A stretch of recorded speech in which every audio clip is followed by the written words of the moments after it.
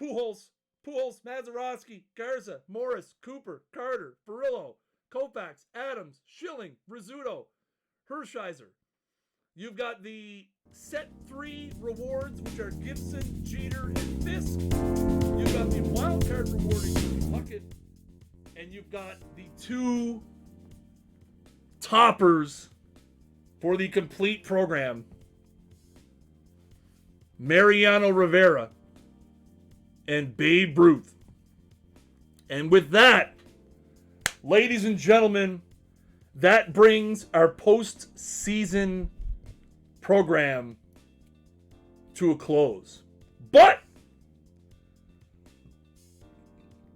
the train doesn't stop, because next week we've got the 2020 Team of the Year on deck. And I've seen them. And if you guys have been looking for some playable current day players, you're going to want to be here a week from tonight. You're going to want to be... What do you mean no 93 J's? Carter's right over there. He's on the left side of the screen.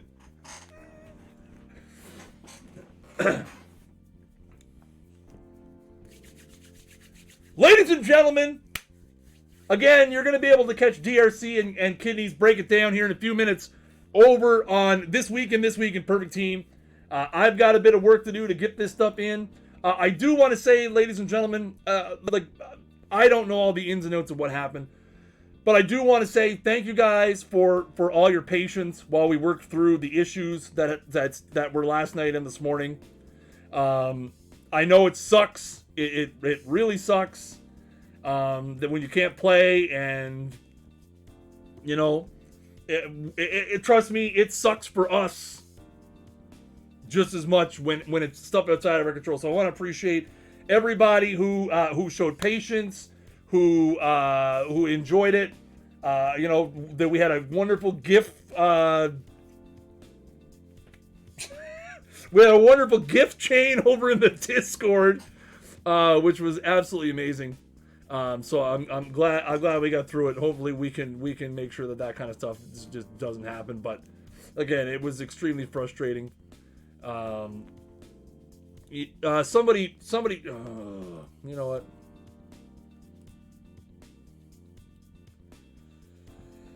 Anyway,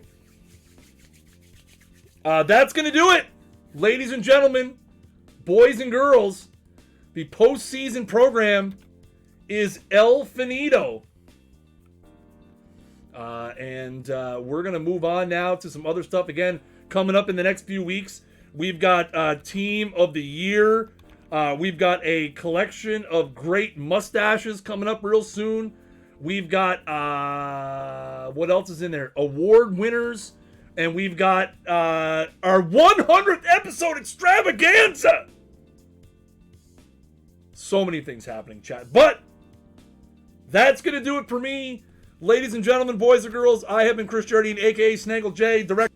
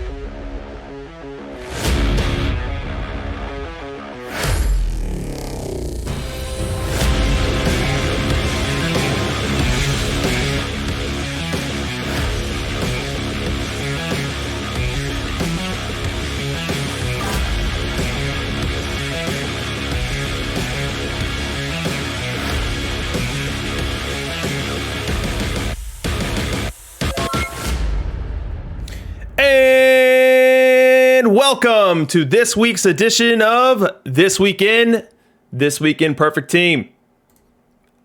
I'm your host, DRC. Hope you guys are all doing well tonight. And this is the show that provides instant community feedback for all new content releases. And Chris just dropped another one on us here today. One that was the culmination of 3 weeks of anticipation, 3 weeks of build-up, really wondering what the final stop on the train would be with the toppers. That was going to have a very big impact on how aggressively people are going after. Thanks so much, Chuck, in the chat. You're the resident Santa Claus for a reason. Thanks so much. And joining me as always tonight is your kidneys, the keeper of the sheet, the savior of the community. How you doing tonight, kidneys?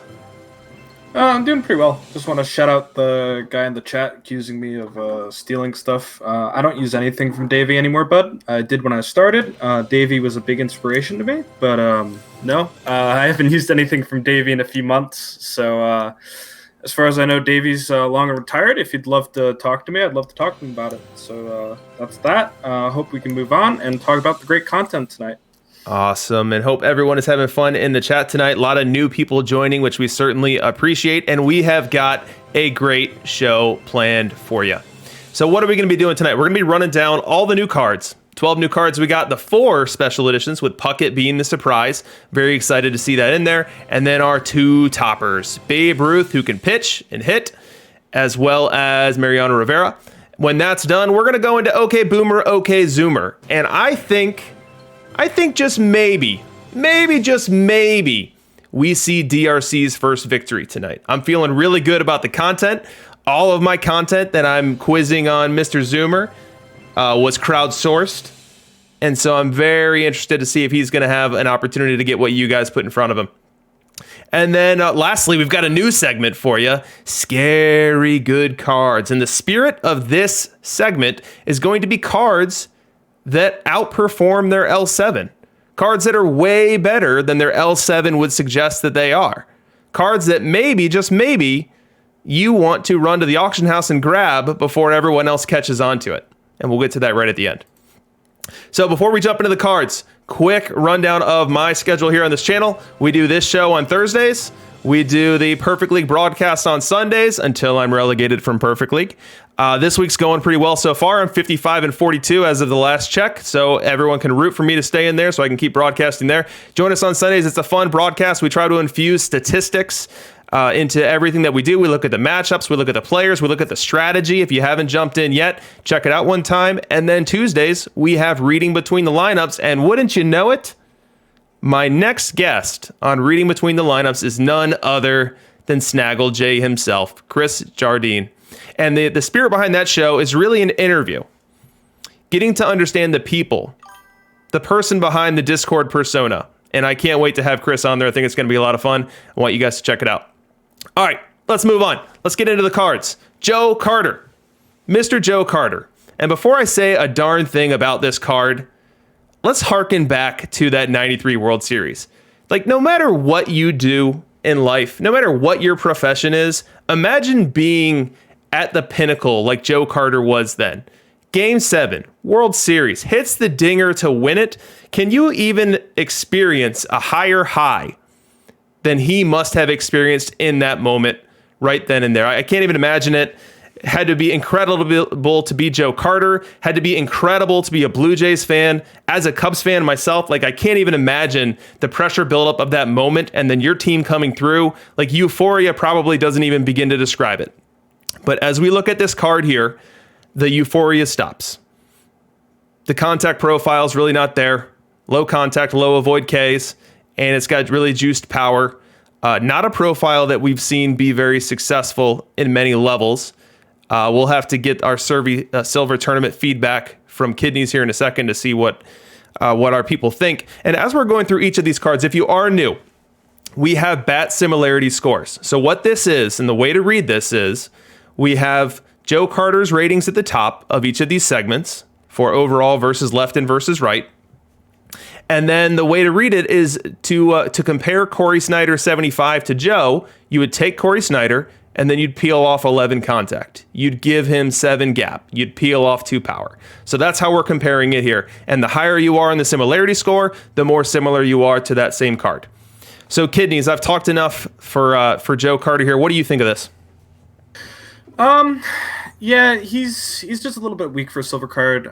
He doesn't really have the defense to make up for his kind of lacking of offense. He's pretty split heavy, and he's just a high power card with pretty low contact and Ks. So probably not going to see a lot of play in a tournament. You could see most of his comparisons. He's just got a lot lower contact than them. And some of his defensive comparisons are more towards like bronze cards, so probably not going to see a ton of play. Silver tournament expert, wait till next year, wasn't too high on him either, so yeah. So the thing that I've noticed in this game is this particular profile, heavy on the power and then light on the contact and avoid Ks, really does seem to struggle across it. And I was trying to find a nickname to give that profile, and I didn't really have something hit me until I looked at the ratings from a new angle. And as I saw this, I saw a similarity. It's a bird. This is the bird profile. And you want to avoid the bird profile in this game. It doesn't do well, really, at any level. So if you've got any bird profile cards in your lineup, you might want to take a second look at how well they fit there. I can guarantee you they will not play at the highest levels in the game, Diamond Perfect. So if you've got any birds in those lower levels, figure out how and when you're going to get them out of your lineup.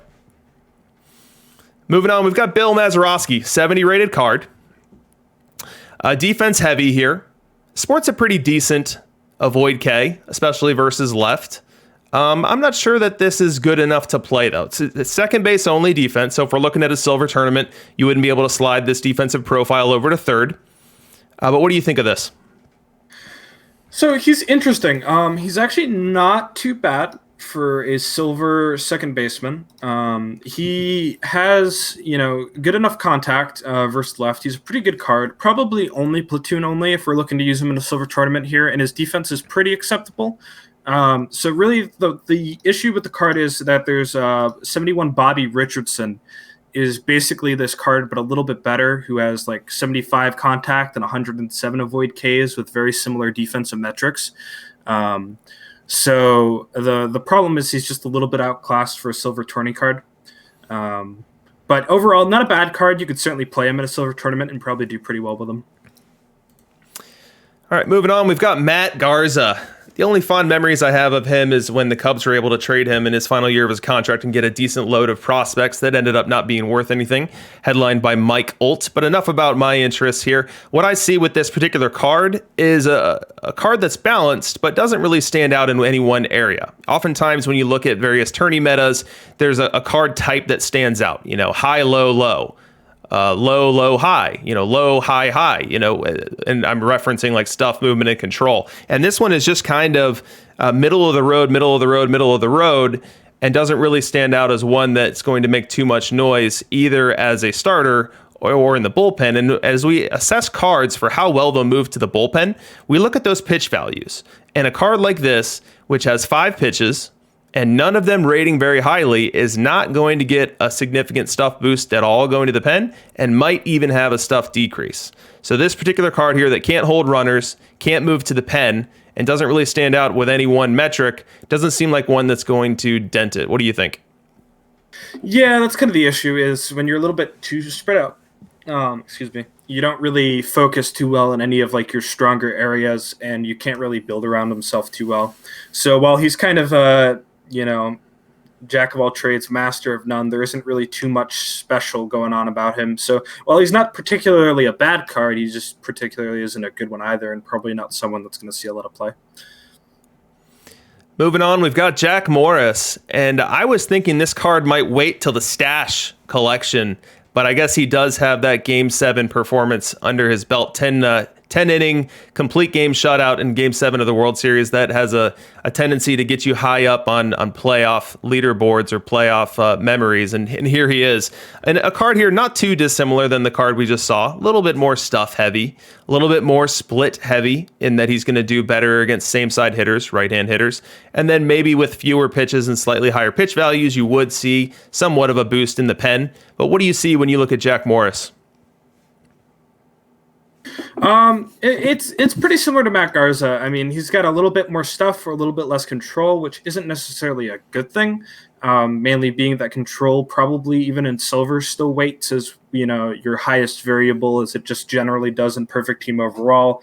Control tends to be your most impactful in a positive manner, constant number. So generally you want more of that, and stuff is like your lowest constant. So not necessarily the best trade, and he really just doesn't stand out too well against anything else. So probably another card that's not going to make too big of a dent.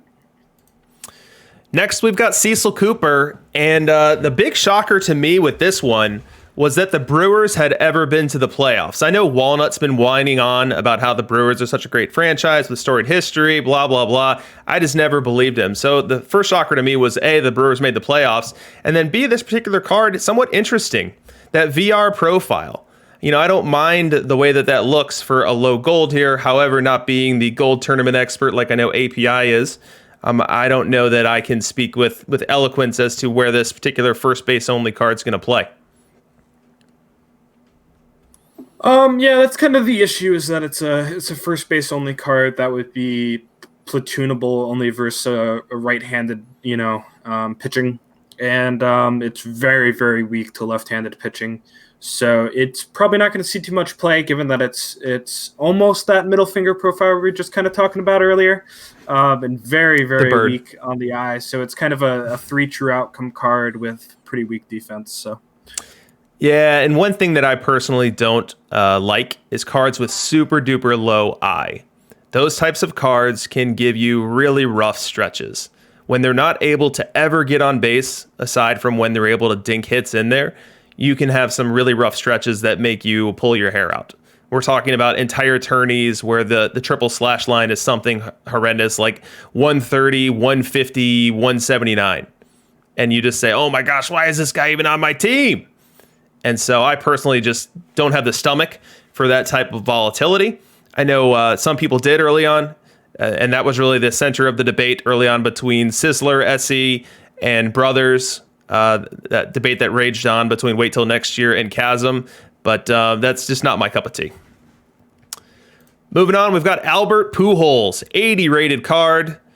2011 year for him here. Somewhat of a bird profile. However, the pinky and the thumb are getting kind of high here in that the avoid Ks is pretty significant and the contact isn't a total train wreck here. From a defense perspective, we've got a first base only profile here, maybe even DH depending on who your resident first base is in your gold tournaments. And as you look at the bat similarity scores, he's obviously going to rate a bit better versus right-hand pitching here. He's even got a couple of diamond cards showing up on that hit chart there. But what do you think?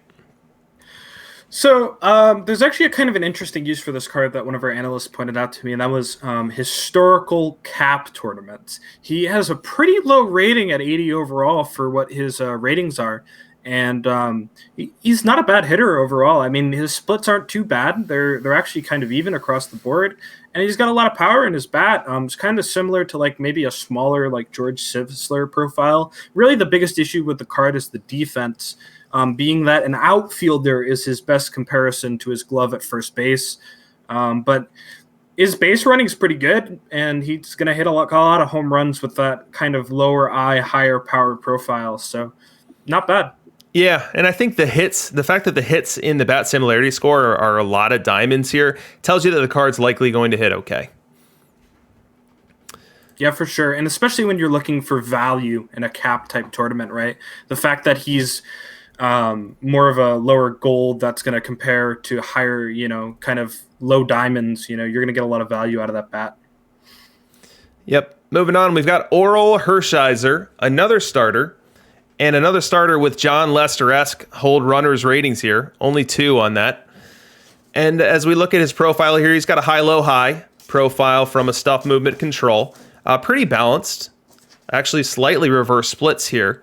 And he's only got 3 pitches here, 1 with a decently high value. So there's some upside there moving him to the pen. As you look at his similarity scores there, it's kind of across the board. As far as what you're seeing there, there's a diamond that pops up on the VL. There's actually silver that's his number 1 comp on the VR. So a little bit of up and down there, but what do you think of Oral?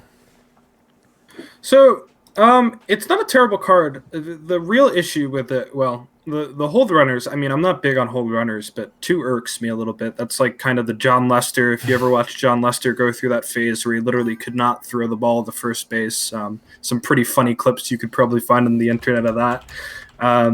The issue with this card is there's an 89 Oral Hershiser who's just kind of a better version of this, right?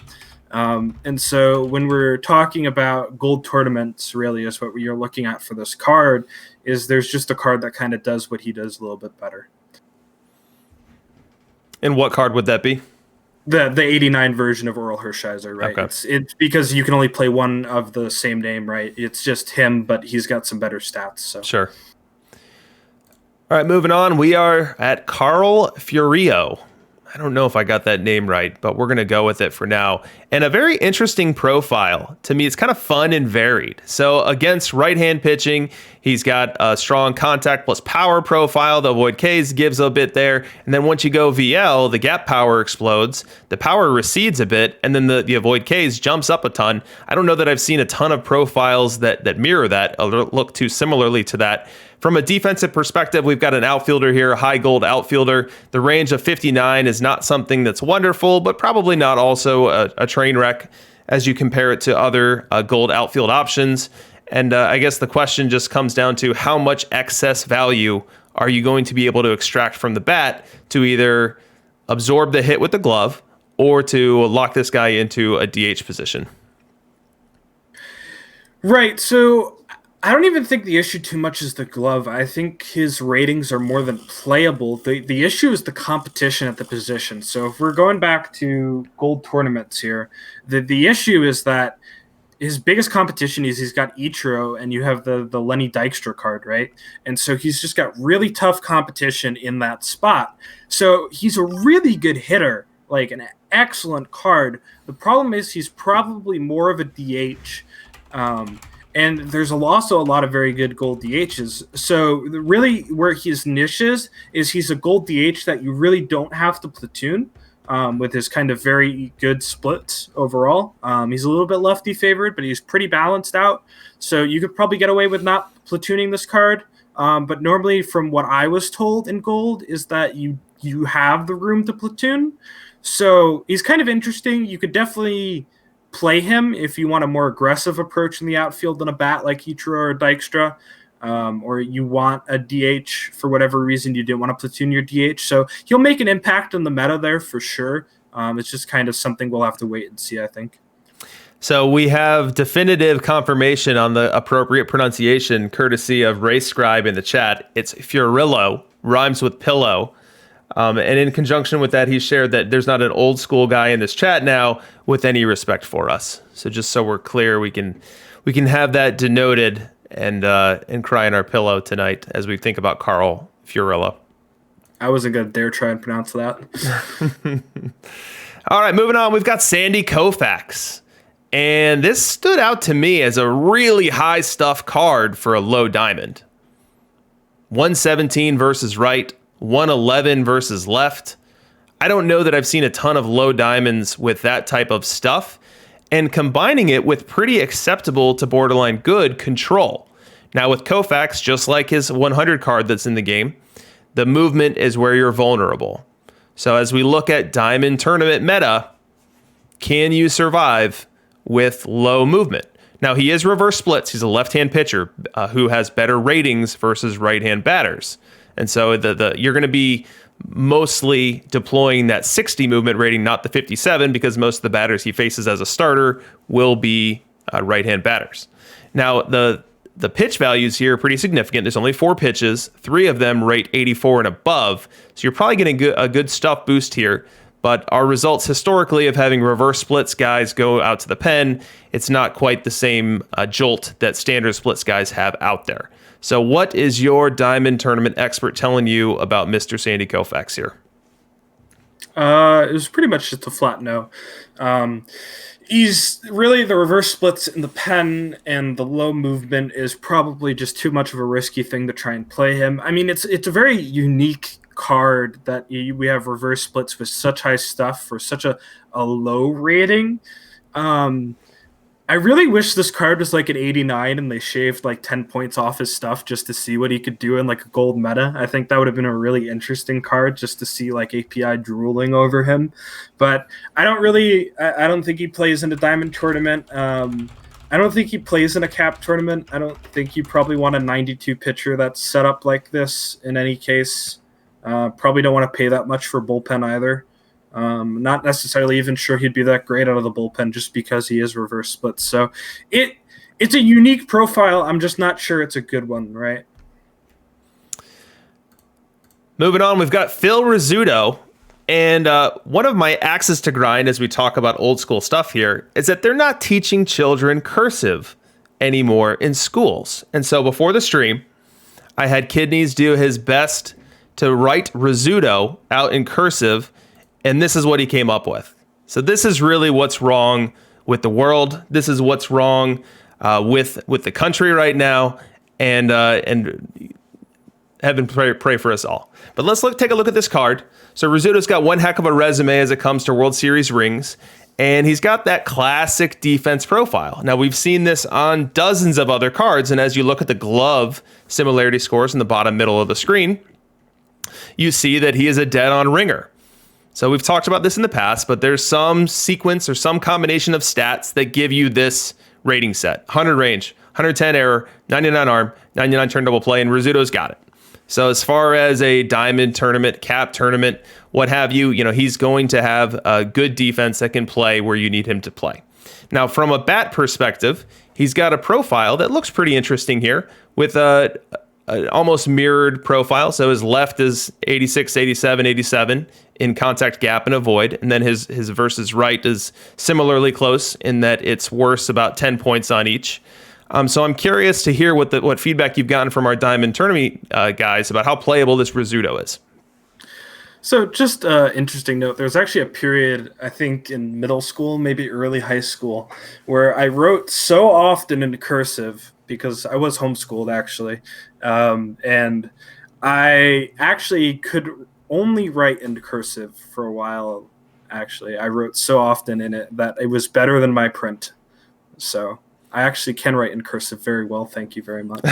But so Rizzuto, this is a card that takes me back because last year this was one of my favorite cards, and it's almost identical to the card in Perfect Team 20, where it was a left-handed punishing middle infielder. And that might not look very left-handed punishing, but for Perfect Team 20, this was a really good left-handed punishing set. So the issue with this card, and it really hurts me because I really want to like it because he was so good to me last year, is that there's a card that's a favorite of a lot of yours, and he goes by the name of Jack Glasscock. Now, Jack Glasscock has the 99, 110, 99, 99, so he was only 1 point worse on range defensively, and he just has a better bat across the board in pretty much every statistic, right? And he's super fast, and so there really isn't a reason for me unless I need the 6 points of cap to ever play Phil Rizzuto over Jack Glasscock. And so while it really hurts me to put this card to the wayside because I really love him, I got to go with my boy Glasscock over him. So could you write Glasscock in cursive? I could do that for you, yes. All right, we'll go ahead and write that out and post it to the Discord. We'll see if you can put your cursive where your mouth is. All right, moving on. We've got Babe Adams. So the long troll that Chris pulled, promising us the Babe that can pitch, and it was this one. Now, it's an interesting card, and for the first time in this PowerPoint now, we've gotten a hit on our light blue column here. So what is it? This is where we tell you how similar cards are doing in the Perfect League. And so the hits for Babe Adams from a similarity score perspective are Deacon Philippe, Rick Russell, and those are the two. And so what we can do is we can look at this and we can say, okay, Deacon Philippe has a 5.11 FIP overall that breaks down as 4.67 versus left and 5.53 versus right. And then we can compare how his rating sets compare to Babe Adams to try to estimate what type of statistics Babe Adams would generate if pitching in Perfect. Now, I'm not going to sit here and endorse that Babe Adams go into your perfect league lineup. He's not that type of card, but having the hits on this table tell you that he might be an interesting play in a diamond tournament, in a cap tournament. So what are you hearing, Kidneys? I didn't hear too great things about him for diamond tournaments, but I'd actually think he's pretty acceptable, being a reverse split pitcher with high control and good stamina. So I'm actually going to differentiate and just say off my preference that this card is playable. Now, he's probably not an end game option, or if you were to build your dream lineup, you're not including this card, right? But as somebody, maybe you pull this card, or maybe you lock it for the mission and you just happen to have it around, it's certainly something you could slot in and play for you in the tournament. Obviously, it's not a budget option because it's part of the postseason mission, but it's certainly not a bad card, right? I mean, the Felipe comparison is pretty on point. It's just a little bit weaker version of him, right? So Felipe is not a bad card by any means. So it's definitely not unplayable, that's for sure.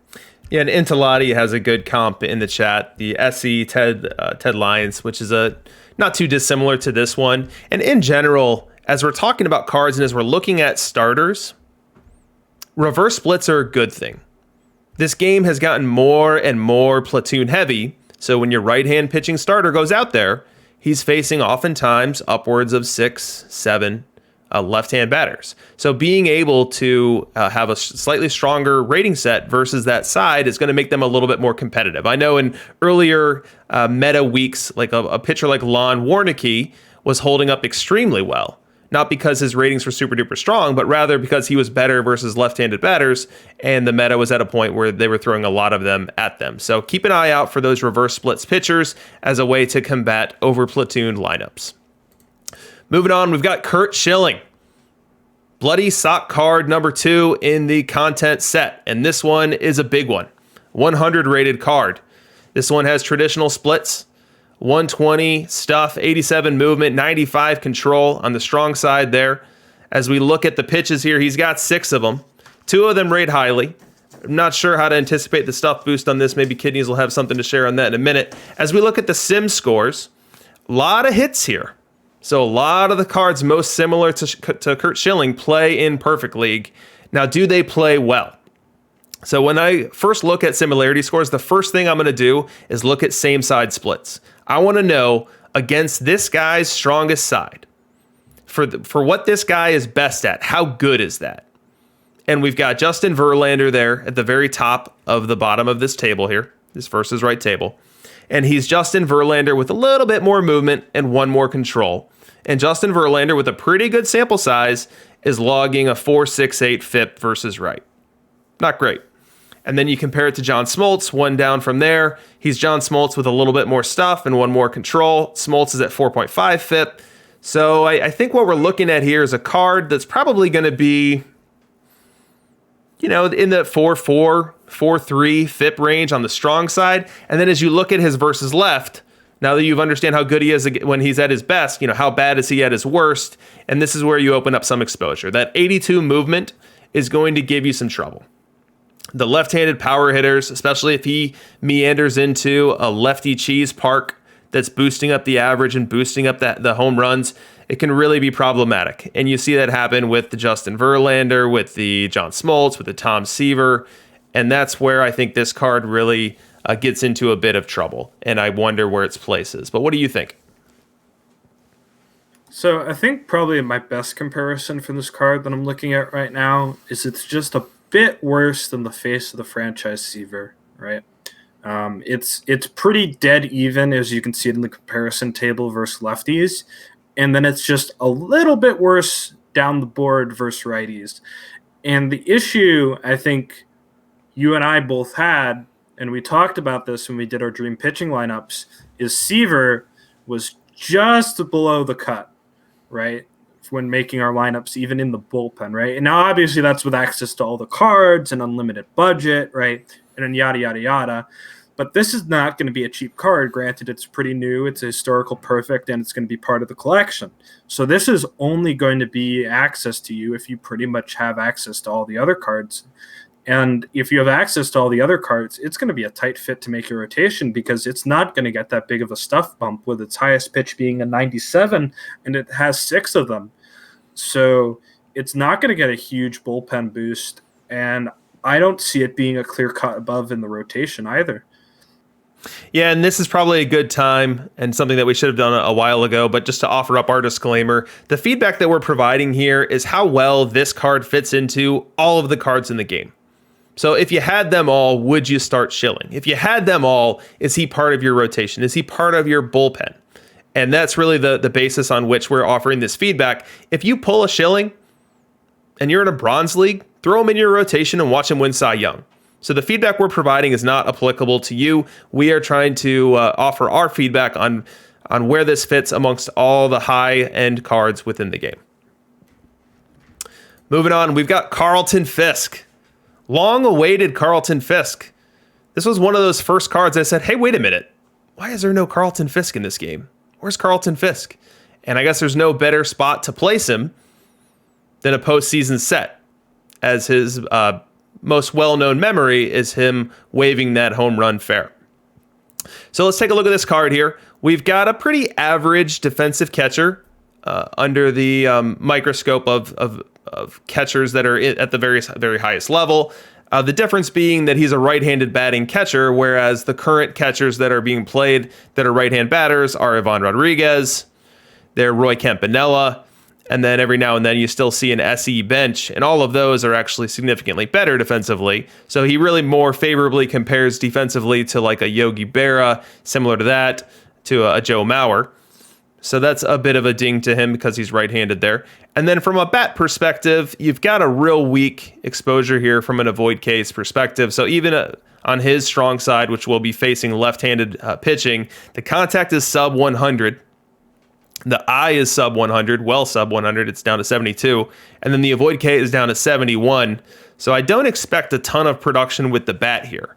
So again, let's go ahead and look at the similarity scores. Let's focus on that VL because that's where you'd start him. And the players that he's most like, the best comp really is going to be this Robin Yount down here. And he is Robin Yount minus contact, minus avoid, and getting power. So not necessarily the categories you'd want to subtract from, and not necessarily the category that you'd want to gain from. And even so, Robin Yount's only producing a 681 OPS in the perfect league. Now, the reason I throw out the Musial comp isn't just because he's got minus 11 contact there and minus 6 to the avoid case, but he's a left-handed batter. So that's kind of a different ball game when comparing a left versus a right versus a left. But Kidneys, what do you think of Fisk?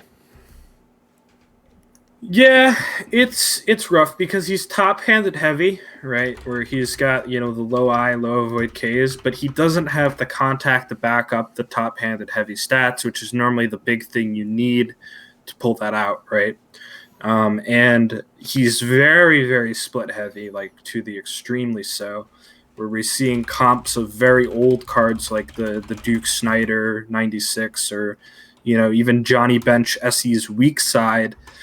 And then if you look at his V left, he's comparing to the weak side of some right-handed cards. So it just kind of a little bit awkward in both case scenarios and doesn't really have the elite defense you see needed out of a top catcher nowadays. So I'm not really entirely sure where you fit this card in any sort of scenario.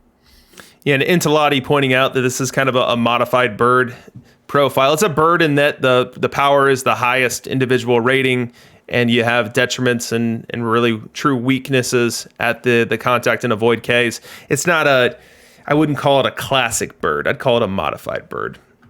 All right, moving on. We've got Bob Gibson, a card that I was really juiced to see. When I first got into this game and literally knew nothing about it, knew nothing about how to evaluate cards, knew nothing about how to look at ratings and figure out which cards I really wanted, there was a collection for a Bob Gibson.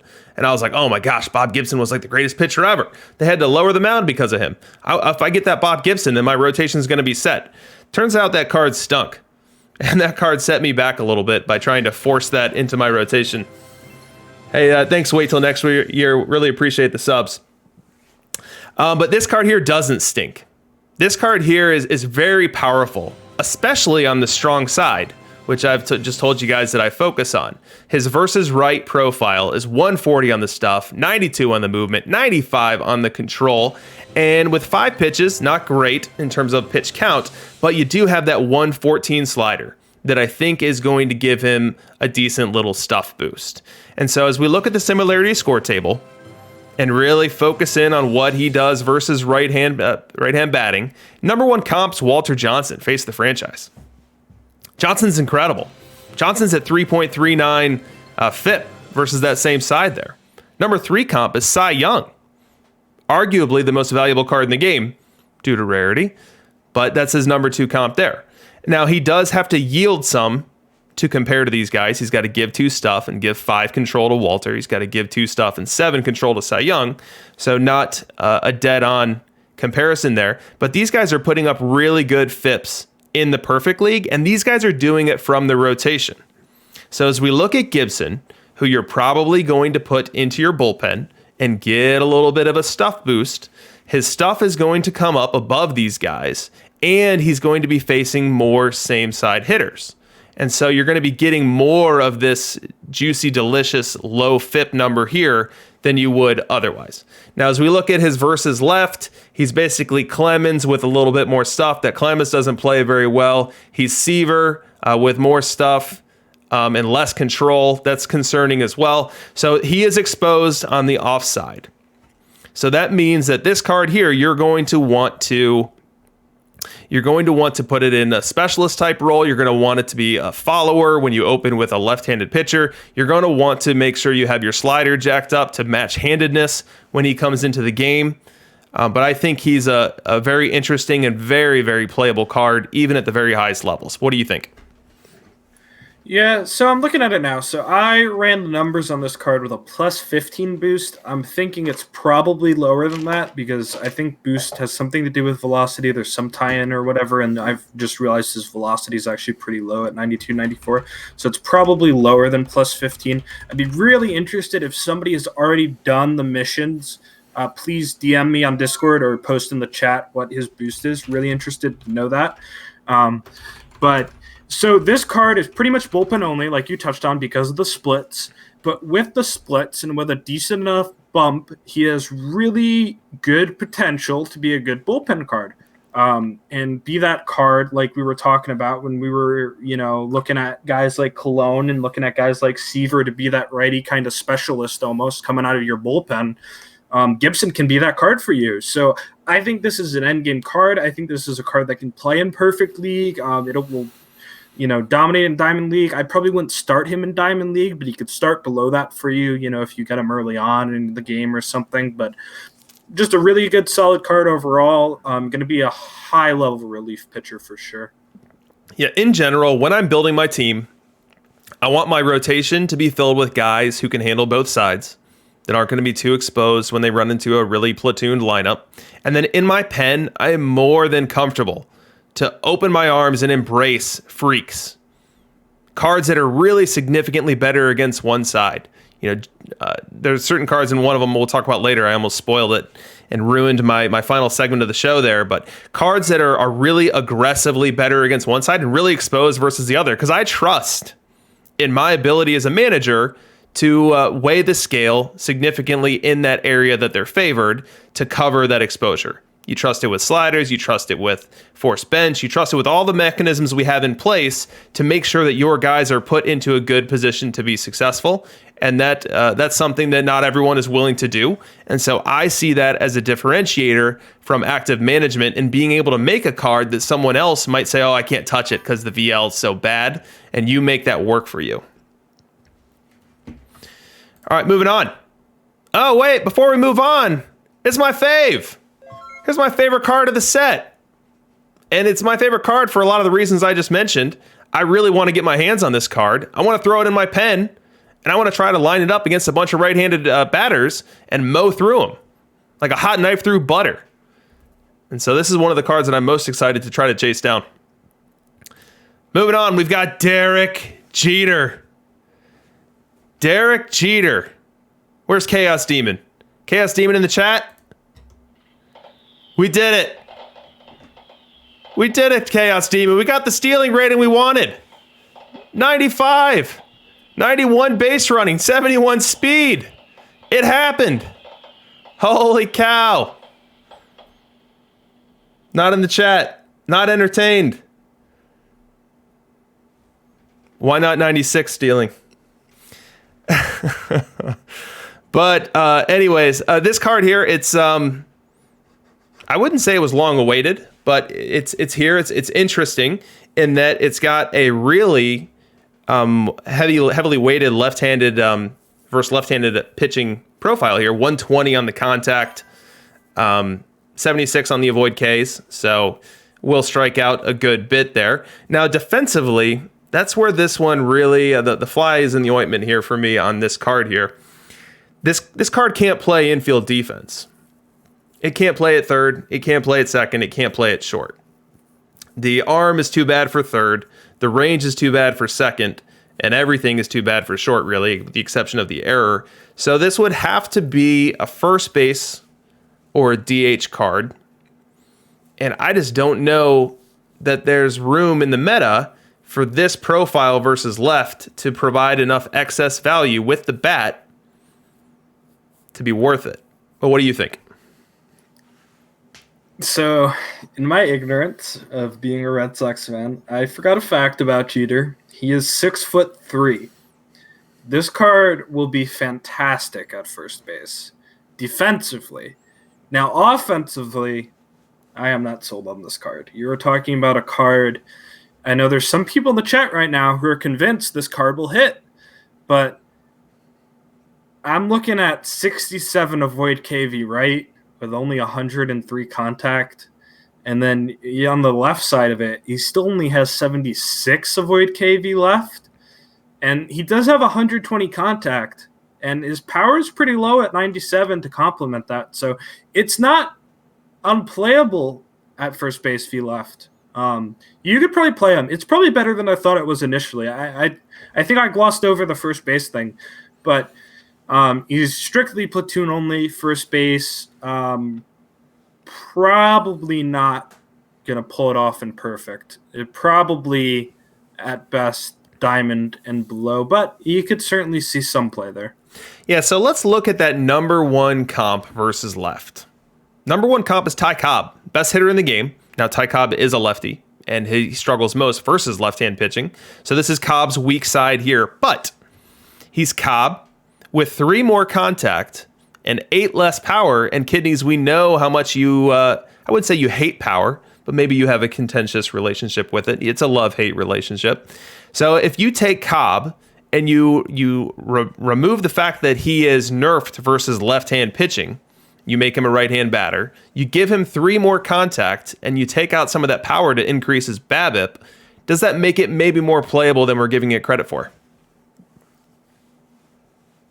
Give me 1 second. It doesn't. I just ran the numbers on it. The BABIP is very good.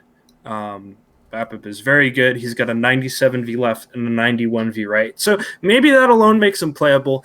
I just think his other stats are too low, combined with the fact that he's so insanely split heavy that he's not going to get there. And I still only have him as 19 overall V left, is not a perfect league level hitter.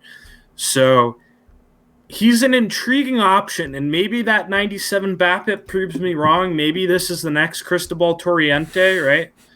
Maybe he really Shout out is to Nosy Kyle in the better chat. than I want to give him credit for, because this is Derek Jeter, and I am a Red Sox fan at heart. And if there is one player I really dislike, very biasedly, it is Derek Jeter. But I don't think it gets it done with its splits, and that is my as unbiased as I can be opinion. Yeah, and I know that I myopically look at this card through the lens that is my team and how I build it. And I currently play Roger Connor against both sides here, and I'm in no rush to change that or to find a roster spot for a VL only first base option. So I'm probably not giving this as much thought as I probably should. But it's interesting, and I can't wait to see some cards start permeating into the perfect league so we can put to the test what this card's going to do versus left-hand pitching. Now, one thing to keep in mind, right-handed batters that start against left-handed starting pitching only typically take about 50 to 60% of their at-bats versus left-handed pitching. Because almost inevitably, once that lefty starter leaves the game, 5th, 6th, 7th inning, it's going to be a righty reliever coming in. And you don't often see the pinch hit happen at that point. So you can't look at this card and say, okay, I'm getting at least 3 Derek Jeter at-bats versus a left-hand starting pitching. It's probably closer to 2. And you're almost guaranteed at least 1 at-bat versus a right-hand reliever, depending on where you have this card in your lineup. So unique to right-hand batters, unique to short side platoon right-hand batters, you always still need to think about that VR profile. And this is pretty dissimilar to left-handed batters platooning against right-hand pitching.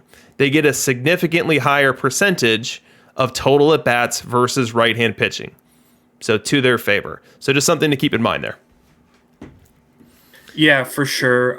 And that's my issue is when I'm calculating this card and I'm saying he's 1920 V left, I'm not even telling you that he's only going to play 50% of the time than V left if you're platooning him versus left-handed pitching, right? That is just strictly if he were to hit against the lefty every time, I would rank him as my 20th batter. So I don't really see this happening. I don't see it. All right, moving on. We've got Kirby Puckett. What a fun ball player he was. What an interesting card we have here. And as you look at his best side here versus left-hand pitching, not too different than that Jeter card that we just took a look at. As we slide on over to the defense, we've got legitimate center field defense here, 102 range. You know, this isn't 105 or 106 or 110 or something to make people go nuts over it, but 102 range, definitely playable. And then as we look at the bat similarity scores, we've got some hits here. His best side is going to be versus left, so let's focus there first. This is basically, and I guess Ty Cobb is our best hit here as well, because it's hard to take Ivan Rodriguez and throw in 18 contacts and really have a reasonable guess as to how well that's going to translate into statistics here. So maybe we focus on our Ty Cobb comp here. And it's a little hard to guess what the OPS generated is going to be from this profile because we don't really have someone who's ultra similar here. I guess maybe Clemente 99.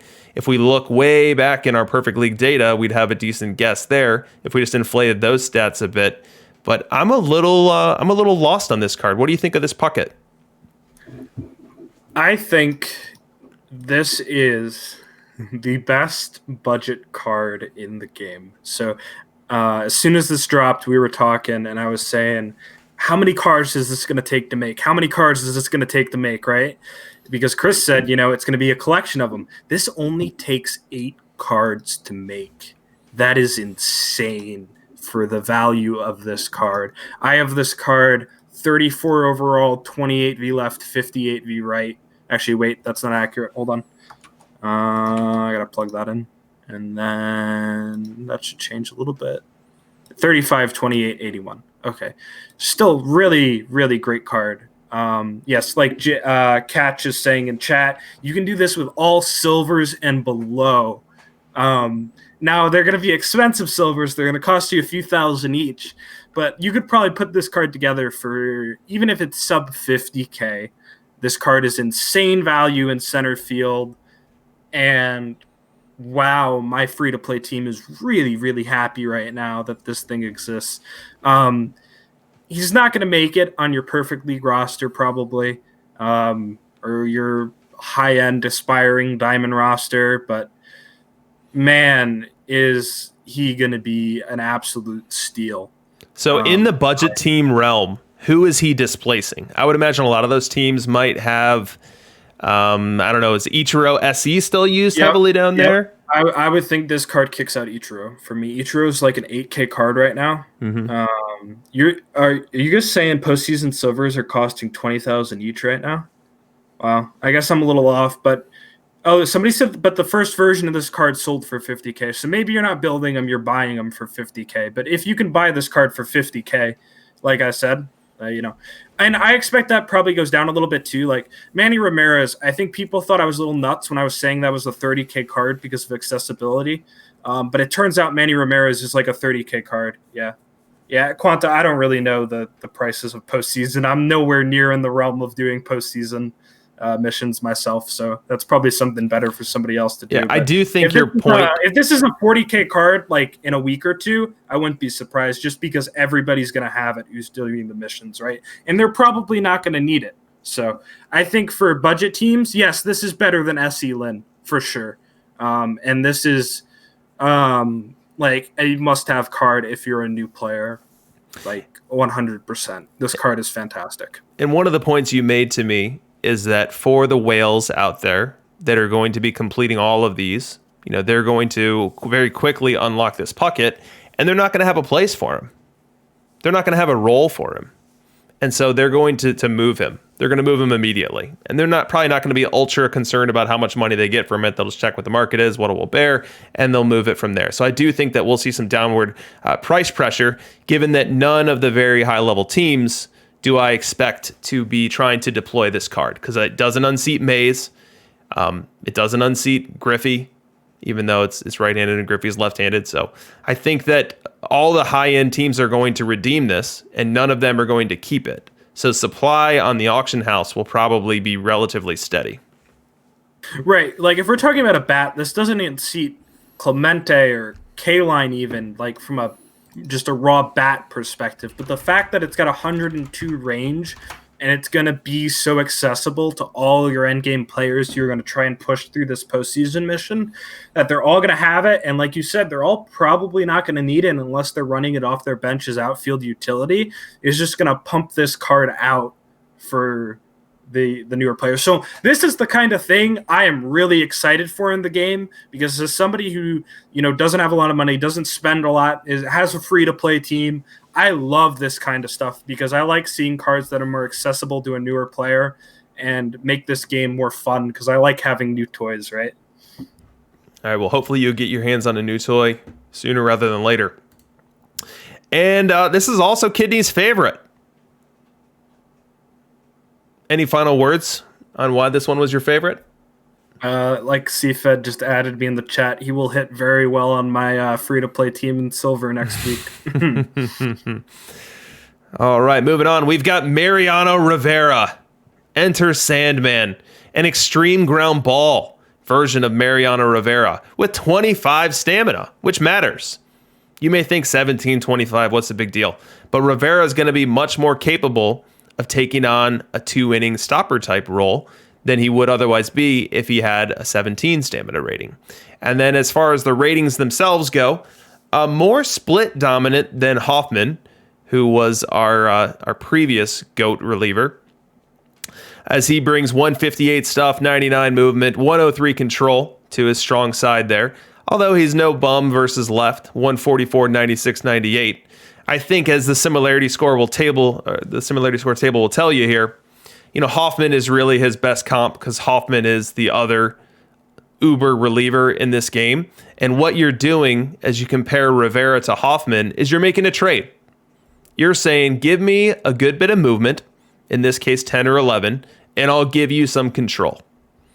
He yields 5 control versus left, 3 control versus right. And you've been telling us for weeks now, Kidneys, that control may just be the most important category in the game. So as I looked at this card, I saw an awesome reliever. I saw a card I really want to have. I saw a card that's part of the best bullpens in this game and will be likely until this game cycle ends. But I didn't see a card that is hands down crushing Hoffman. Am I right or wrong?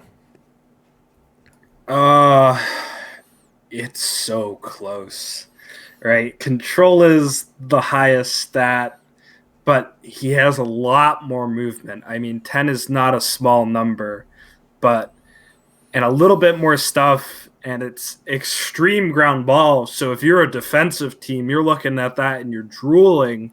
And then 25 stamina. What is Hoffman's stamina? Let me just check that right quick. Hoffman has 21, so he's got a little bit more than Hoffman too. So maybe he's a little bit more prone to going 2 innings, right, and stretching it out a little bit more. And it's such a close battle. So I have Hoffman a little better V right, or I'm sorry, I have Rivera better V right, but Hoffman better V left, and they're about dead even overall. And honestly, I say, who cares? You need both of them on your team if you want to compete at the highest level, really, Yep. right? I Yep. mean, you want both these cards. You need both these cards at the end of the rotation. I mean, they are both insane. I don't know what you're doing. Like, if you're a whale, like, you have to have this card, right? From a team comp perspective, we have seen most of the high-end players prefer to have starters converted to relievers versus traditional relievers. The only traditional relievers we still see hanging around are Hoffman. If someone has a Gagne, I know I myself am still running a Raleigh Fingers, but you don't see a ton of it. So with Rivera entering the fold, he definitely will enter that picture. And I think what you'll see more often than not is those previous relievers, the ones that are still hanging around like your Raleigh Fingers. Those are the guys that are going to lose out on the market share. Those are the guys that are going to lose out on the playing time. Would you agree with that? Yeah, 100%. I think it's really going to be Fingers and Gagne, and maybe you see like the odd, I don't know, Sutter, Lee Smith, or somebody still has a Hiller. Like, those are the guys that are just going to be pushed out by this card. I think every end of the rotation is Rivera, Hoffman, and then you kind of decide what you want to go from there with your starting pitchers that you flexed. Maybe if you're on a bit of a budget, you can still pull out Fingers because he's so cheap. But man, he's just so good, dude. This is my dream in a card. Seeing Extreme Ground Ball in an endgame card finally just makes me so happy. Awesome. Moving on. We've got the Babe. I had to fill up the screen here to fit it all because we not only need to look at his hitting ratings, but we need to look at his pitching ratings too, because it has a very notable set of pitching ratings from stuff movement control perspective. So first, let's start with hitting. I guess first I want to start with defense. So 73 range. 73 range at Perfect League is not something you want out there. You know, people already try to hide Cobb's 82 range. I believe he's 82. They already try to hide that. And so 73 range is going to usurp that as the range that you'd want to hide if you had both, and no one's going to be getting rid of Cobb for this card. So you would then need to push Cobb onto the field somehow and get Ruth at your DH. So let's talk about the bat. Will the bat be worth doing that? So he's a left-hand batter. He's significantly better versus right-hand pitching, and he's got a power that has broken through the ceiling. We've got a new high water mark for power. Extreme pull hitter, fly ball hitter.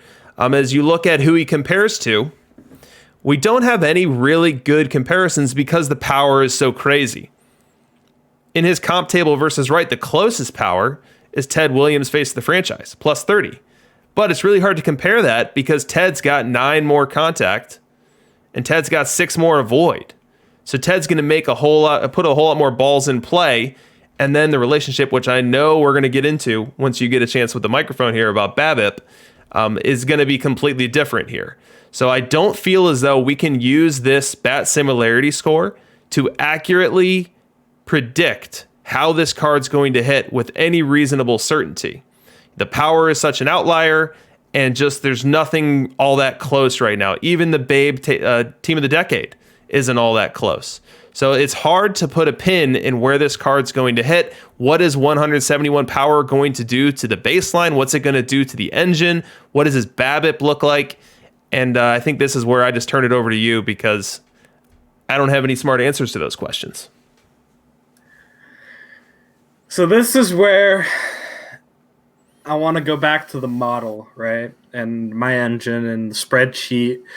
And I want to just tell you that if I look at this card and I look at the numbers, I go right away, I go, man, Ted Williams looks like a way better card than this card. I would take 9 contact and I would take 6 avoid K over 30 power any day of the week. I don't even think it's close for me. I would take that versus right-handed pitching. But the problem is, and here's the problem, we have never seen 171 power before. We have never seen anything really close to 171 power before. I think the old high is something in the 150-ish range. It's 150, actually. It's 152, and it's DiMaggio. So 171 is new territory. It's kind of uncharted water. And it could break the game. It could just literally, come out there and he could hit 50, 60 home runs in a season, and we don't know what that looks like. The issue with this is two things. First off, the eye. I see people in chat are talking about, but he's got so much eye. Eye doesn't really mesh the best with power. And the reason why is in the order of operations, eye comes first. And so the eye, actually, if you're walking, you're not getting a chance to hit, means you're not hitting as many home runs. Now, it's not necessarily a bad thing. You're still reaching base, right? And you're creating runs and whatnot. And yeah, I think this could realistically create 40 home runs in perfect league, sure. But he is going to walk a lot, so that'll take some of his chances away. And then this card has a whoppingly low 52 BABIP. And 52 BABIP is something of a card that we've talked about a lot. It's been a hot controversy between the two of us, and that is very close to Cal Ripken Jr. And Cal Ripken Jr. is a card that I again and again say, oh, but he looks good on the model, and he's got great numbers, and he's really good versus left, but then he just doesn't hit, right? And he refuses to hit versus endgame pitching. And the reason for that is how parks are being played, and because his BABIP is just so low because of how his points are split out. And the problem is when you have this much power and you're only having 117 contact, I can't believe I said he only has 117 contact, but it's really the issue here. He just doesn't have enough BABIP to go around, right, with how his stats are spread out. And so I actually think he's just not going to be able to stay in the average, maybe even above 250 at the highest level. So if I told you that this card was going to hit 230, 330, 450, would that be a fair estimate? Or which one of those numbers is most off? As in the triple 230 slash. average, 330 on base, and then 430 slugging. 450, yeah. 450 slugging. Slugging could maybe be a little higher because I think he's going to be so top heavy, but I think the rest of it's pretty accurate. Yes. Is that your predictions? I honestly might take the under on the average after I've drawn the line there. Yeah, I agree. 250 is kind of pushing it for me. I mean, that was like being very generous. I think he could easily hit under 230 for sure. Mm-hmm. Well, someone build this card. Someone build this card and bring it to Perfect League because it needs to be studied. And we haven't even gotten to the arm yet. Now let's talk about the arm.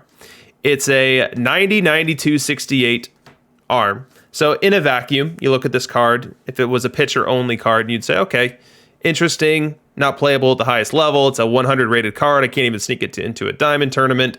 But given that he's got a very significant bat and given that tournaments don't have to play by the same baseline bound rules that league play does, is this card an extremely interesting tournament card? Yeah, that's the thing, right? So how does this play in a cap tournament? I'm so curious. I'm not an expert on cap meta. Does 70 control hold up well enough for this card to be able to pitch and hit? Doc is saying it replaces Cornejo. I think this card could actually replace Cornejo as your final pitcher in a cap tournament, and then use him as your monster bat, right? And that maybe that's this card's calling. So it's interesting. I think looking at it, you'll see this card everywhere in cap tournaments probably. Unless the BABIP is really too much of a problem for him to hit, but probably in a cap tournament he'll probably be fine. And tournaments seem to favor power hitters anyway, so he'll probably rake a ton of home runs as is, right? So you'll probably see him plenty in there, but. Outside of that, looking at league play, I don't think you'll be seen too much. I'm sure there will be a team at some point that will win Perfect League with this card to prove us all wrong, because there have been a few teams that have cheesed their way to the top with power. So I guarantee you it's going to happen at some point. But I mean, as an observed stats guy, until I see 1,000 plate appearances, 2,000 plate appearances of Babe in Perfect League, I'm not going to be writing the book. I'm not going to be saying that he can or can't be anything. We need to see that 171 power in play. We need to see what type of war he's generating with a bat first profile. So again, someone build it. Bring it to Perfect League. We need to study it for science. For science, my man. All right, that's our set. That is postseason 3 set. I've got kidneys in my favorites denoted here, Gibson and Puckett. But now let's talk about what we think will happen to the market. So the auction house has been holding its breath, trying to figure out what was going to happen with this content set, trying to figure out what the toppers were going to be. And I know that there's a lot of people hanging in the balance for how aggressively they're going to be chasing this. So now that all of the cards are on the table, we know what the rewards are. We know what the pot of gold is at the end of the rainbow. Is this a collection series you have to do if you're a top team, you can choose to do, or one that you don't really need at all? Yeah, that's the big question, right? What can you do? What can you not do? I think from all our discussion about him and then watching him the past few weeks, I think Pettit is a must-have. And then we're talking about Rivera, and it's really, do you want to build Rivera or do you want to buy him, and how much are you willing to commit to build him, right? So it's really just going to be a question about where these cards settle. I mean, if we're really talking, I had no idea because I haven't really been paying too much attention because I'm nowhere near doing it myself, but 20,000 a silver. And I was hearing, I know I looked today at one of the golds and it was at 40,000. And I know the diamonds were selling 100,000 brand new for some of them. So, there's some pretty expensive cards. So it's really going to be a grind if you want to do it. But Gibson and Rivera are pretty big. Pettit's huge. So, it's going to be a real commitment, but, if you want the Rivera, it may be your only option to get one. Yeah, first shout out to Wait Till Next Year and Walnut, bit battling in the chat. Really appreciate the support, guys. And my perspective on this content set here is that those that build Mariano, those that build the 3 postseason sets, what's going to be in it for them to sell Mariano? What are they going to need to do with that PP that they would get from selling him? I think they're going to keep him. I don't think that you're going to see very many Marianos come up, and the ones that do come up, I think are going to be highly sought after. So I think they're going to command a very high price tag. Now, we don't really have a precedent, at least to my knowledge, and maybe the Hoffman market is our best comp there. I'm not sure, but I don't think I've seen a reliever with a super crazy high price tag. So it'll be curious to see where that market settles, and it'll be even hard to define it settling when the supply is going to be so sparse. Again, I don't anticipate people selling this card. So I think you'll see one this week. Maybe you don't see one for another 7 days. L7 disappears. Then maybe you see one after that. I just don't know. I mean, the card is so strong. It's not like a left fielder who can go 0 for 15, make you angry, and then you rage sell him on the auction house. That's not going to happen with Mariano. And I do think that all of the top teams are going to want to get one. So if there's no supply of Marianos to buy, then the only option is to build. So I do think that we will see some pretty serious pack ripping. We'll continue to see strong prices on all of the collection pieces as people are building this out, because people are going to prefer, or maybe even be forced to, build Mariano versus buy Mariano. If they want to just buy Mariano, I think they could be waiting a very long time. I mean, I'm talking with some of the guys in chat right now. I mean, there's silvers going for 150,000. We got diamonds going for 400,000. So it is, I mean, if you're looking to build early, it is going to be a huge price commitment. So that's something you got to be willing to spend if you want this kind of a card, it seems like.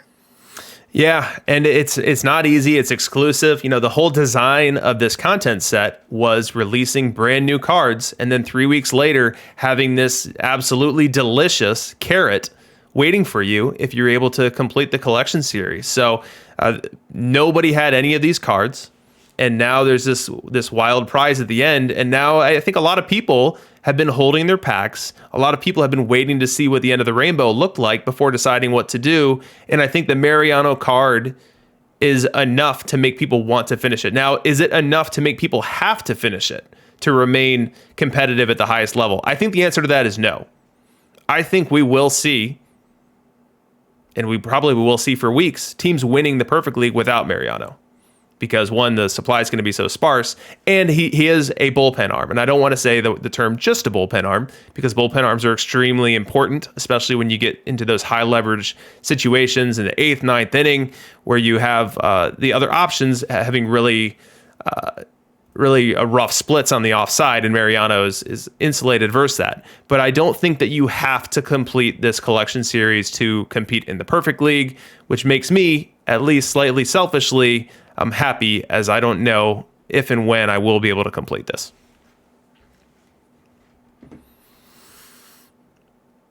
Or we could do as Walnut says and rip 8,500 packs, and then you'd get to one mission. Oh, man. All right, guys. Well, that is the postseason set. So what's next? It's halftime. And thanks so much for the sub, Gen Xer. And what do we do during halftime? We play everyone's favorite game show, OK Boomer, OK Zoomer. And this is a show where I show Kidneys 3 things that he should know from the 90s. And oftentimes he doesn't know them. And then Kidneys will show me one Zoomer meme from today, and I'll try to make any sense of it. Let's get started. So this first one comes courtesy of Nosy Kyle. So what does Kyle have up his sleeve for Kidneys? What is this company known for making? Do they make... They're the company that makes Beanie Babies? Oh, he gets it. Kidneys comes through. They are the Beanie Baby company. Absolutely huge in the 90s. I imagine they're still selling them today. But it was, for a hot minute, it was about the toughest thing to get your hands on one of these things. All right, moving on to round 2. Let's hope for some better luck. This one comes from Walnut. And I need to make sure that this audio is going to play correctly, because it is a name that sound. I might need to fidget with my settings here, but let's see. Chat closed.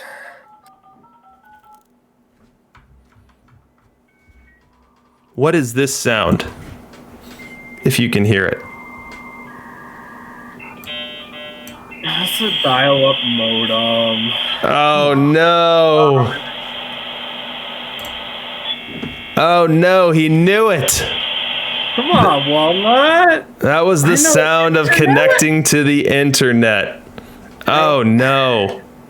I can't believe you knew that one. Oh, bummer.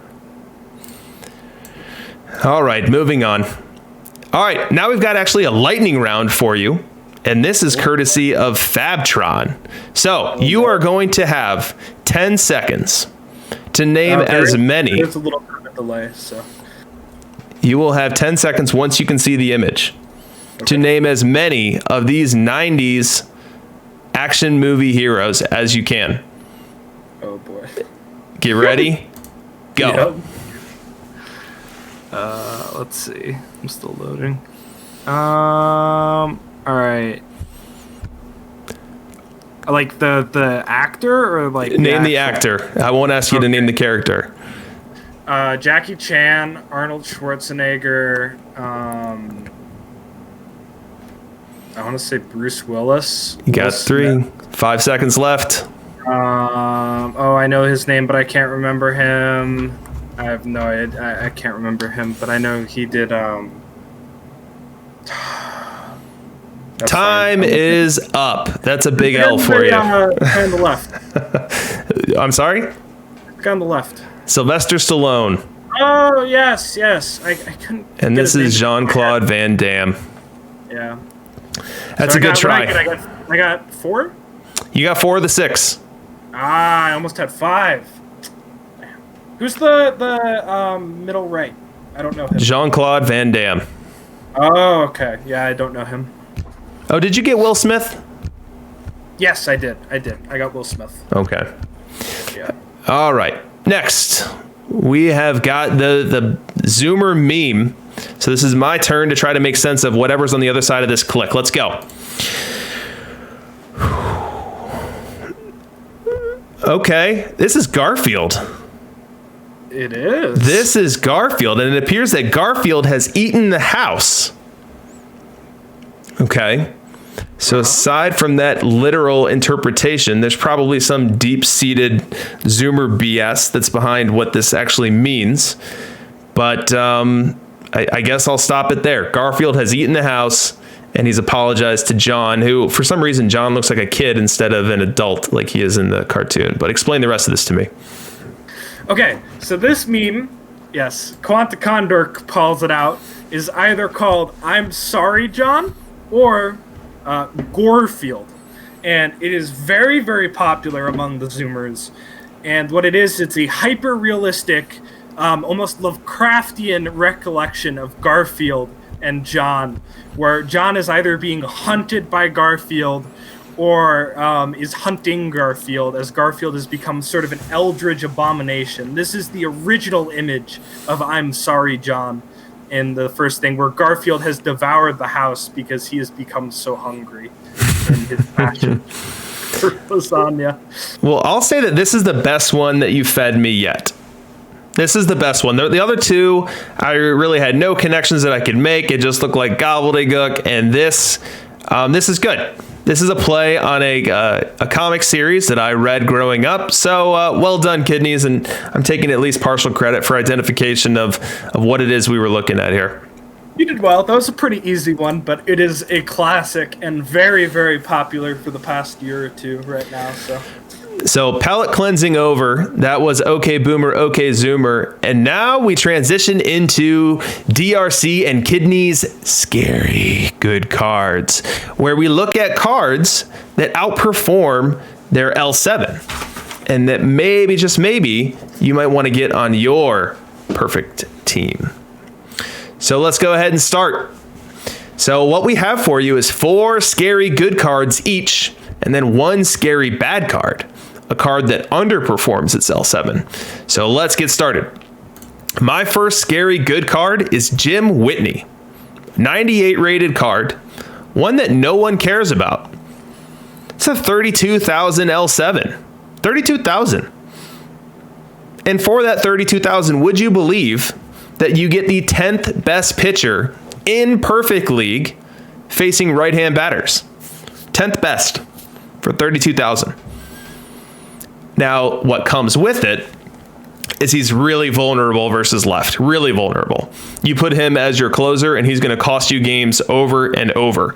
But if you set him as a specialist, if you set him as a follower that goes right after a left-handed pitcher, starting pitcher, against a team that decides in their benevolent wisdom that they want to roll out 8 right-handed batters versus a left-hand starter, this guy is going to serve you very well.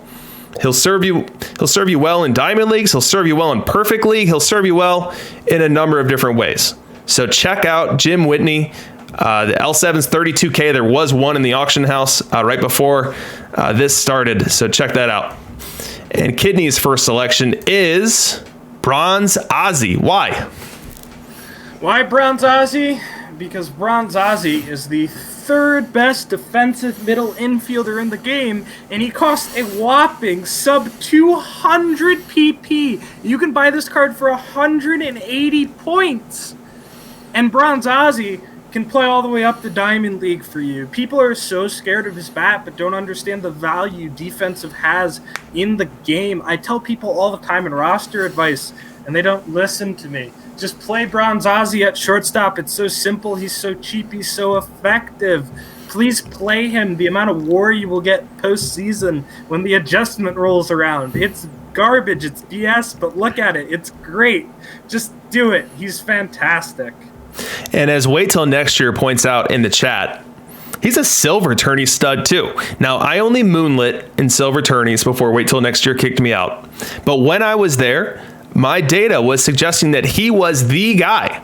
So little old Bronze Ozzy was better than every silver shortstop at the time. And I ran him both ways. So definitely check out Bronze Ozzy for 180 L7. I don't know how you beat that. My next card is Ron Guidry. Now, Ron Guidry is a 60K L7. So not the cheapest card in the world.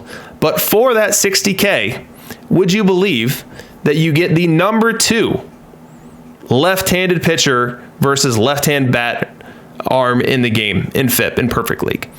There is one left-handed pitcher that does better against left-handed batters in Perfect League, and his name's David Price.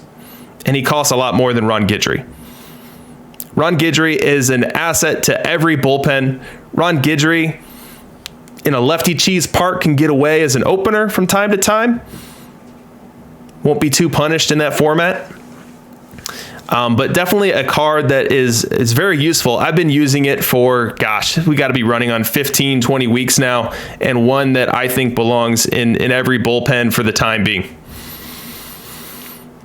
Next Kidneys card is George Wright.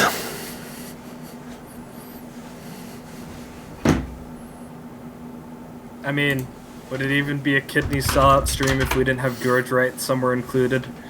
George Wright, play him at second base. He's got fantastic defense. He's got 97, 110, 97, 97. Overall fantastic with the bat for a silver card, running 71 contact and then really, really high avoid Ks. No, I will not get new material, Chuck, because George Wright is still the GOAT. He is the best. There is nobody better to play at second base on a budget. Just fantastic. The card has an insanely low last 7. I'm trying to find it here. I think it was something like in the 2000s or whatever. And just absolutely ridiculous for what he can do for you. Another card that can play up until Diamond, maybe even in Diamond if you're on a really tight budget and you want to upgrade some other positions first. I mean, just fantastic. You can play him for so long, and he provides so much value. He'll hit for 260, 270, and get on base, and just play great defense for you. Another card, just do great job. So I would absolutely recommend this card to any new player starting the game. Get George Wright. So Kidneys has a lot of love for a lot of cards. And if there's any card that he loves more than Cristobal Torriente, it's this George Wright card. That's 1A and 1B in Kidney's heart. So definitely check that out. If you're working your way up, you need a good glove in the infield, there's probably not a better 2,000 PP you can spend than a George Wright. Moving on, my third scary good card is Luke Appling. Luke Appling, all of 69,000 on the L7. So what makes Luke Appling special is he is literally the only right-hand batter in the entire game that can play all 3 skill positions in the infield, shortstop, second base, and third, and get on base. Think about that for a second. Cal Ripken can't get on base, especially versus right-hand pitching. And I should qualify the comment that it's about versus right-hand pitching. That there's no right-hand batter that can face a right-hand pitcher and get on base and play all of those positions. Larkin can't do it. Ripken can't do it. Ernie Banks can't do it. But Appling can. Appling has good contact profile, good strong eye, and then turns in very, very competitive play percentages. And by play percentage, I mean all of the available plays within the out of the park known universe. So if you really dig into the numbers, they will classify each batted ball in the realm of play for Appling as either a routine play, a likely play, and I can't remember all the categories they have for it, but there's 5 categories. And if you look at all of the plays that he makes out of all of the potential plays that he could make, there are weeks where he will outperform Pop Lloyd. So the glove is there. You see the error rating and you freak out. Don't freak out. He is going to make more errors. His fielding percentage is going to be lower, but that 102 range is going to get him to a lot of balls that other guys don't get to. So Luke Appling is my scary good player number 3. Moving on, your scary good player number 3 is Bob Boone. Yep, so the 89 Bob Boone is an absolute monster behind the plate because I think the word has finally spread around on this enough, but if you are not playing defensive catchers, you need to be playing defensive catchers because the effect it has on your pitching is insane. It is such an effect that the hitting relatively does not matter. This card, in my opinion, is just straight up better than Manny Sandgreen. Yes, I'm big on defense, but it's for a reason because the value you can get out of defensive cards relatively to their cost is the best thing you can do as a budget player when you can play somebody like Bob Boone, which costs you a very low cost, like 4.5K, I believe it was, last 7, for somebody. He can compete on a level of a card like Yogi value-wise, right? And so just something that can play in Diamond League, in my opinion. I ran him for a very long time in Diamond League, and he still put out his worth because of the amount of just control and stuff he adds to your pitching staff for that catcher ability. So just a great card. I would highly recommend you pick up this card if you need a platoon for your Yogi Berra. Very good. Moving on. My fourth is Barry Larkin. Scary good card. 49K L7. And what makes this partly scary good is that I'm basing this selection on some limited data. I've got an incomplete picture. I can't tell you to take this one to the bank like I can for the top 3 here. I have 600 perfect league plate appearances in the past 3 years that suggest that Larkin could be one of the very best bats versus left-hand pitching. It's an 844 OPS. And in perfect league, 844 OPS stands out as one of the very best hitters.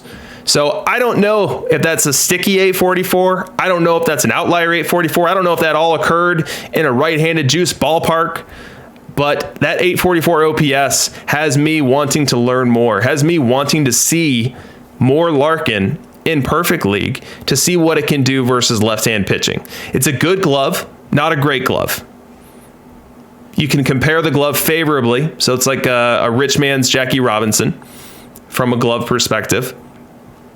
But one that I want to get more data on. Could be scary good, could be a scary illusion that crashes to the ground. But there's only one way to find out, and we need to get more people running him in perfect league. Kidney's fourth card is Dan Brothers. Tell us about Dan Brothers. So, if you're a budget player and you are looking for a designated hitter, please, please, please go find yourself a Dan Brothers. This card is 40K, and he is an absolute monster with the bat. As a left-handed hitter, he will hit against both sides of pitching, and he will absolutely destroy them. And he's low power, which may, it may not look great to you as a DH. Why would you want a lower power DH coming in on only 80? But it will increase his BABIP. He's got great contact stat, great K stat, just all around really high statted, solid card that can compete at any level. And just really, really, really good hitter. Like, I've been playing this card for years, end on end. He's never let me down. I don't think he's ever hit below 270 on a bad year. This card consistently puts up 3-4 WAR for me in Diamond League. I mean, I would highly recommend getting this card for a whopping 40K. Is just a massive steal right now. Yeah, in full disclosure, had you not given me your list before I built mine, Dan Brothers would have been on this list. Dan Brothers is another guy with a very small sample, but excellent perfect league numbers. And he's not doing it like Larkin. Larkin is a new face. He doesn't have an established track record. Brothers has been great for a very, very long time. At this point in time, very few people are still running him, but those that are running him are getting excess bat value. So I definitely agree with that being on the scary good list.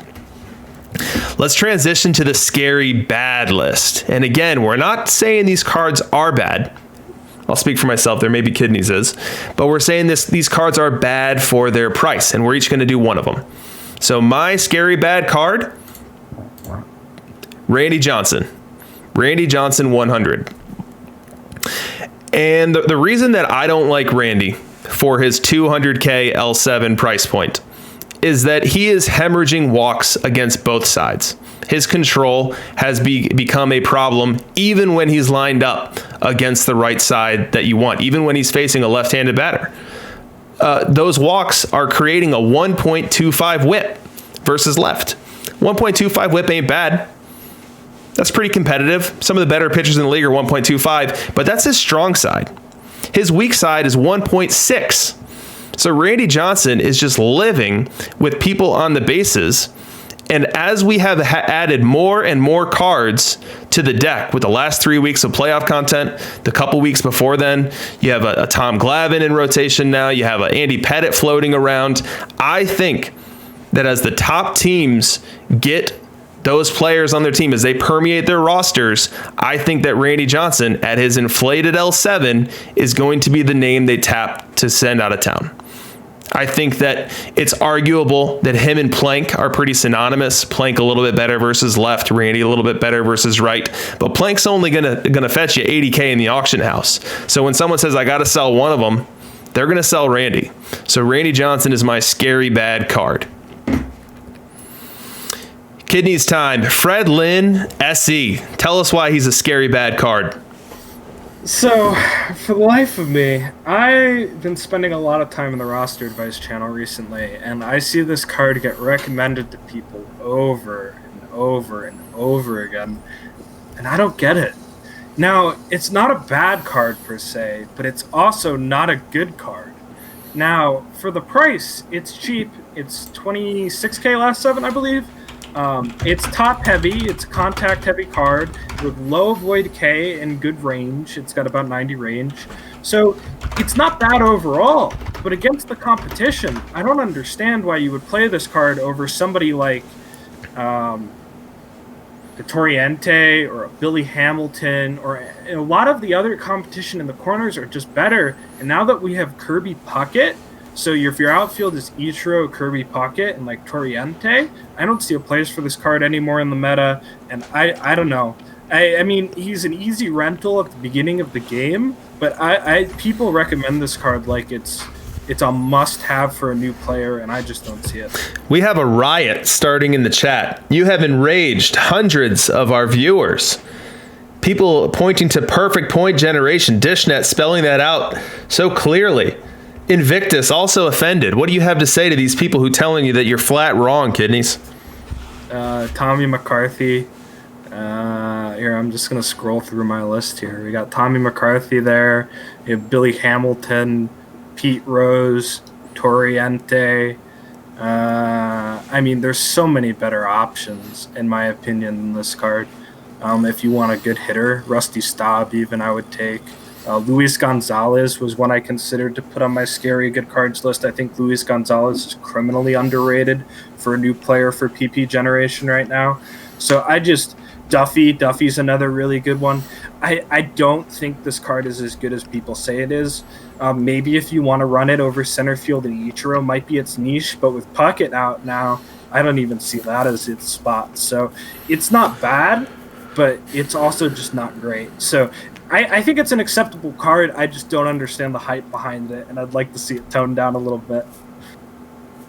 So that is the list of scary good and scary bad. In the chat, tell us who had the best scary good or scary bad card. Which tidbit, which bit of advice do you think will resonate most, is most valuable to the players and the community of Out of the Park Baseball? Which was the best scary good or scary bad card? Goatney from Chuck. Kidneys, self-votes for George Wright. Nosy Kyle tipping the Bronze Ozzy. Fabtron with the brothers. A lot of variety. But I hope you guys enjoyed this segment. As we go forward on This Week in Perfect Team, this is the type of stuff that I want to spend time on. I want to dig into various angles to look at this game and various things that can help. You know, we'll get back to some more perfect team or like perfect teams of perfect team at some point. Kidneys and I are bouncing around an idea about building, seeing who can build the best roster with 1 million perfect points. So basically strapping ourselves to a 1 million point cap and seeing who could build a better team and maybe running that through either Kidneys or API's model to see who wins that competition. But this is the type of stuff that we're going to be doing in this segment. So hopefully you guys will continue to stick around for it in the future. So that is our show. I hope you guys had an awesome time hanging with us. We had an awesome time bringing it to you. Hopefully you enjoyed the content. Okay Boomer, okay Zoomer. Scary good cards at the end.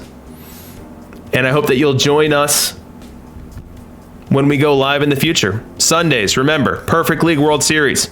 Normally happens around dinner time on Sunday. So fill up your belly and then come check out who's going to win the highest league in the land. And maybe, just maybe, one day you'll see me playing in it. And then Tuesdays, make sure you come back to see Chris Jardine Snaggle J himself on Reading Between the Lineups. I think that's going to be appointment television. So make sure you don't miss that. And then a week from today, we will be right back at it with This Week in Perfect Team. If you're new, hit the follow. Hit the notification so you know when we go live. If you loved it, subscribe. Kidneys, any final words?